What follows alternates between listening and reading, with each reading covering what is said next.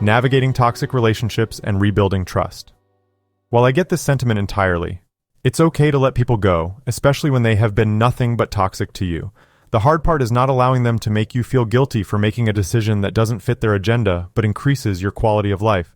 There's something else to consider before throwing someone away. While it's essential to prioritize our own well-being and remove toxic people from our lives, it's also essential to approach the situation with empathy and understanding. The person may not realize the impact of their actions and could benefit from honest communication about how their behavior is affecting you. It's important to remember that we are all human and capable of growth and change, and sometimes it takes a difficult conversation to create positive change in a relationship. However, if the toxicity persists despite efforts to communicate and improve the relationship, it's understandable to prioritize your mental health and decide to let them go. That being said, the amount of time needed to improve communication and fix a relationship can vary depending on several factors, such as the severity of the issues, the willingness of both parties to work on the relationship, and the level of commitment to making changes. This process has no fixed time frame, as each relationship is unique and may require different amounts of time to improve. However, it is essential to note that communication and relationship improvement requires ongoing effort and commitment, and it may take longer than expected to see significant progress.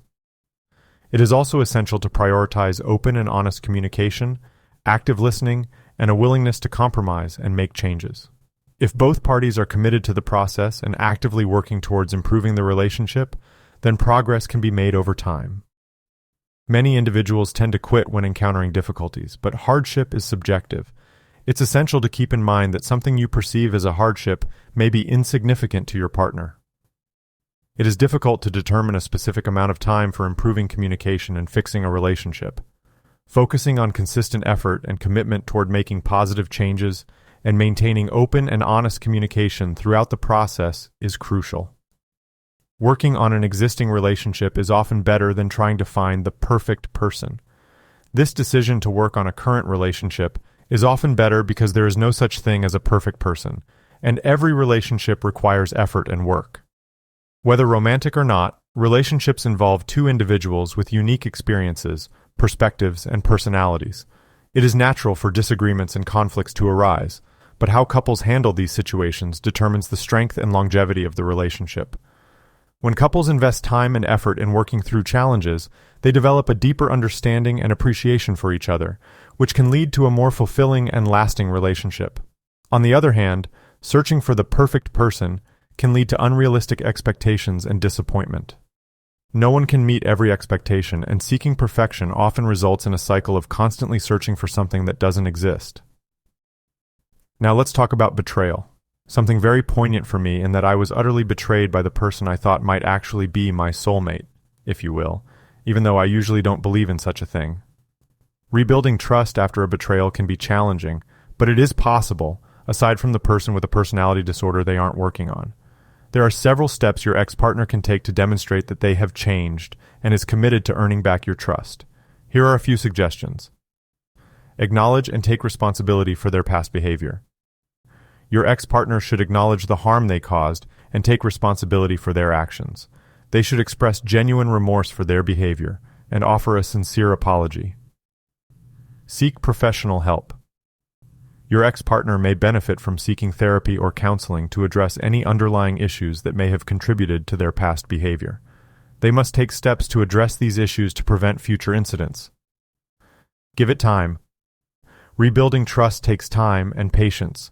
Your ex-partner should give you the space and time to process your feelings and work through any residual anger or hurt. Demonstrate consistency in their behavior. Your ex-partner should demonstrate a consistent pattern of behavior over time that reflects their commitment to change. This pattern of behavior can include being accountable for their actions, communicating openly and honestly, and respecting both of your agreements. Note that boundaries are something you have for yourself. Boundaries are not something your partner should or shouldn't do. That's a rule, which is problematic at best. Rules are set and not negotiable. Agreements are things agreed on between you and your partner. It is wise to avoid rules in relationships.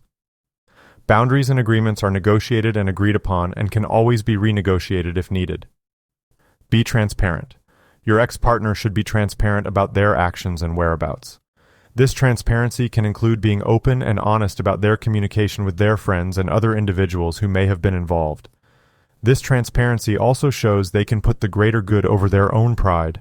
If they can't do this, it may suggest that their own image, as they perceive others to see them, is more important than their actual happiness. These are a few steps your ex-partner can take to demonstrate that they have changed and is committed to earning back your trust.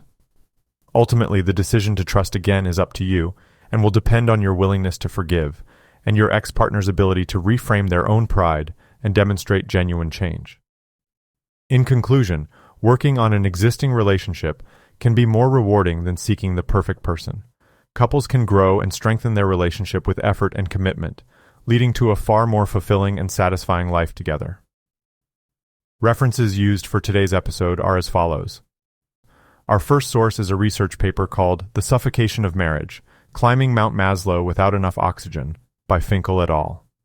Next up, we have The 7 Principles for Making Marriage Work by Gottman and Silver, which offers practical advice for building a strong and healthy marriage.